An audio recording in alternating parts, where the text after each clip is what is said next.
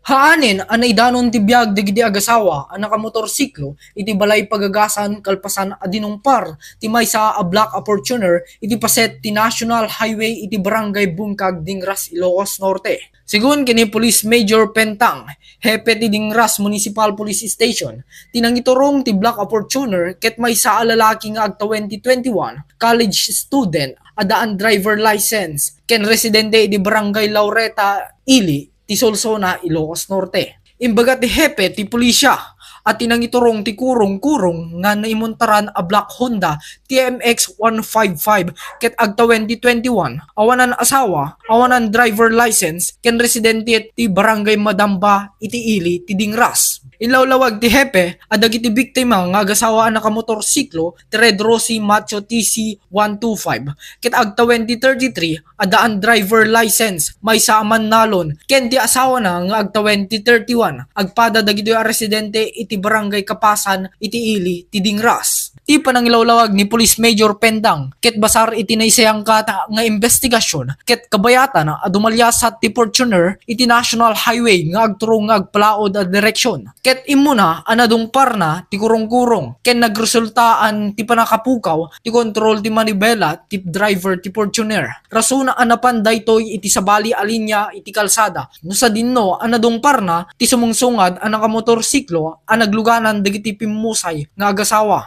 Dati tinmawag kami informing us that a vehicular traffic incident na pasamak ito'y Barangay Bungkag, ito'y National Highway. So nagresponde ti tropa ma'am kan base ti investigasyon dahito may isang Fortuner kat nabangga na nga umuna dahito may isang kurong-kurong.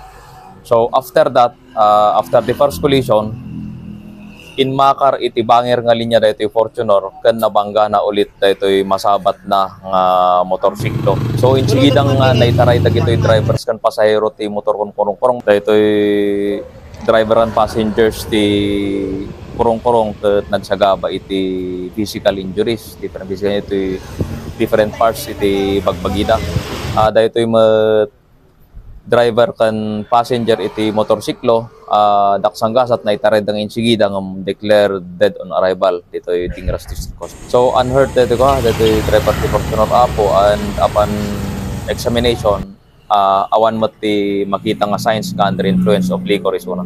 Istorya ti kasin ti lalaki a pimusay ket nadanunan na paylaeng ang nakadasay iti lugar ang nakapasamakan ti disgrasya. Ken inbaga na maimansayag da adwa iti pagtaengan dagiti agasawa ti Barangay Kapasan iti Ili ti Dingras. Imbaga na pay desidido ti pamilya dang agipilan to ti kaso intuno maitabon dagiti agasawa a pimusay. Nadanunan nga nakapaklabidji igid ti kalsada din ma'am. Tapos eksakto dagiti rescue ko nga di ambulansya isod ikargada din isulat na danuna. Tapos natukol isa ka na ngayon di ima na dadawa kamuno ang dapat ni nakastay niya na. Sir, ano iti nagsaritaan ti both parties iti pamilyayo may imansayag da nga dua dito'y pagtaengan da? When sir? Manuti anak da sir? Talo.